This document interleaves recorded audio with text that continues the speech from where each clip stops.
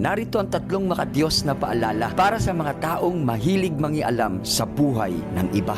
Una, unahing ayusin ang iyong sarili bago ang iba. Mateo 7 verse 3, bakit mo nakikita ang puwing sa mata ng iyong kapatid, ngunit hindi mo napapansin ang troso sa iyong sariling mata? Sa halip na mamuna ka sa pagkakamali at sa kalagayan ng iba, alalahanin mo na mayroong ka ring sariling kahinaan na dapat ayusin. Huwag kang maging hipokrito. Magsimula ka sa pagbabago ng iyong sarili. Pangalawa, igalang ang pagkatawag at ang landas ng bawat isa. 1 Thessalonica 4 verse 11, ang sino mang tao ay huwag manghimasok sa iba. Kilalanin mo kapatid na ang Diyos ay may kanya-kanyang plano para sa bawat isa. Ang estilo at ang tiyempo ng Diyos para sa kanila ay maaaring iba sa iyo. Kaya kung ako sa inyo, hayaan mo na lang na ang Diyos ang manguna sa buhay ng bawat isa.